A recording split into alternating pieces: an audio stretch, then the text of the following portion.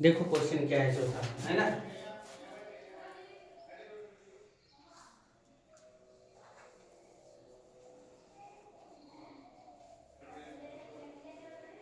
इस प्रकार का फिगर है और फिगर के साथ क्या है जानते हो, देखो ये वाला है और यहाँ से यहाँ की दूरी ना 2.8 सेंटीमीटर लिया हुआ है और यहाँ से यहाँ की दूरी को कितना लिया हुआ है 1.5 सेंटीमीटर। देखो इस प्रकार से देखेंगे तो ये अर्धवृत्त का परिधि है, किसका, अर्धवृत्त का, संपूर्ण नहीं, थोड़ा सा, है ना।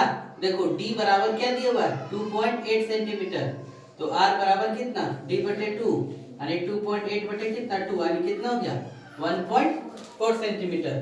तो अर्धवृत्त का परिधि हम लोग जब निकालेंगे तो क्या होगा, सो ध्यान देखो, अर्धवृत्त की परिधि बराबर कितना पाई r यानी 22 बटे 7 गुने कितना 1.4, तो काटो तो कितना हो गया 7 दूना 14 यानी 0.2, 22 गुने कितना 0.2, तो 22 दूना कितना 44 यानी कितना 4.4, है ना। ये पहला का क्या हुआ, चौथा है। जब e निकल गया 4.4 तो देखो e डेढ़ है तो e भी कितना डेढ़ होगा और ये कितना 2.8 है तो ये भी कितना होगा 2.8 होगा, है ना। तो देखो संपूर्ण क्या लिखेंगे, संपूर्ण परिमाप बराबर कितना 1.5 प्लस कितना 2.8 प्लस कितना 1.5 प्लस कितना 4.4, सबको जोड़ेंगे 4 5 9 9 8 17 17 5 कितना 22 22 के 2 बाकी में कितना 2 4 1 5 2 7 और 1 8 8 और 2 कितना 10 यानी कितना 10 कितना 2 सेंटीमीटर। इस प्रकार का है। पांचवा नंबर का क्वेश्चन क्या है, सो देखो फिगर में देखो, समझो फिगर ही मेन है।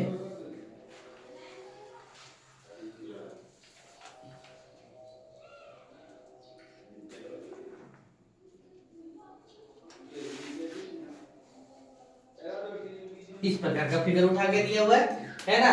ये कितना लिखा हुआ है, यहां से यहां की दूरी कितना 7 सेंटीमीटर, यहां से यहां की कितना 8 सेंटीमीटर, ये कितना 14 सेंटीमीटर दिया हुआ है।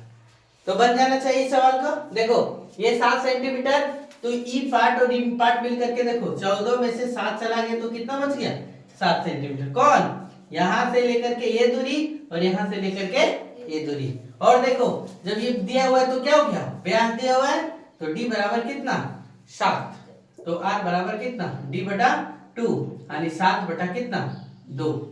तो देखो हम लोग क्या लिखेंगे, अर्धवृत्त का परिमाप, संपूर्ण नहीं, अर्धवृत्त का परिमाप बराबर कितना पाई r यानी 22 बटे 7 गुने कितना 7 बटे 2, 2 से काटो तो 11 7 7, तो ये कितना हो गया 11 सेंटीमीटर, यानी ये जो संपूर्ण लंबाई है वो कितना 11 सेंटीमीटर है, कितना 11 सेंटीमीटर।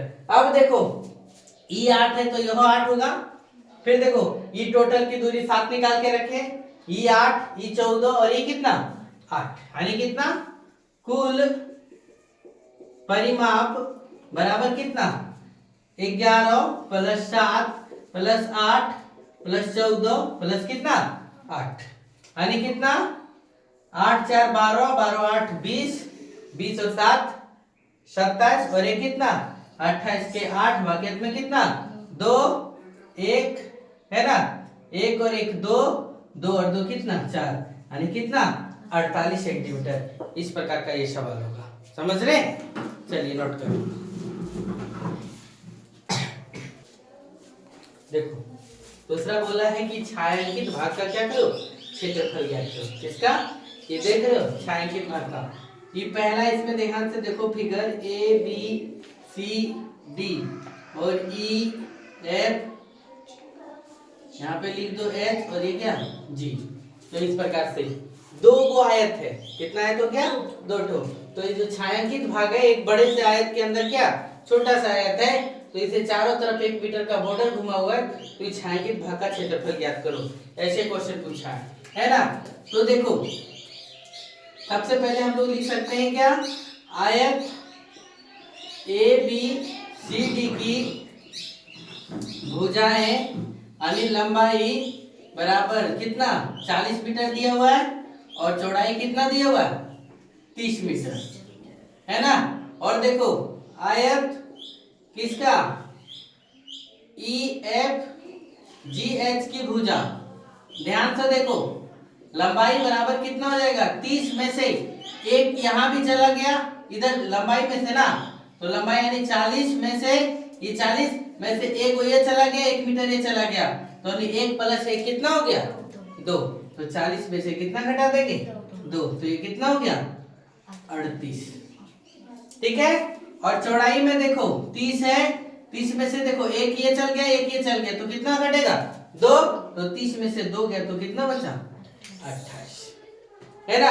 तो फिर ध्यान दो, आयत यानी यहाँ लिखेंगे छायांकित भाग का क्षेत्रफल बराबर क्या, आयत ABCD का क्षेत्रफल माइनस आयत किसका, EFGH का क्षेत्रफल, ऐसे लिखेंगे। तो इतना लिखने के बाद क्या हो गया, आयत ABCD का क्षेत्रफल कितना, 40 गुने कितना, 30 माइनस कितना, 38 गुने कितना, 28। अब गुना करेंगे, गुना करके आंसर ला सकते हैं, 40 गुने 30 और 38 गुने कितना, 28। देखो 40 गुने 30 बराबर कितना, 1200, और 38 गुने 28 बराबर कितना, 1064।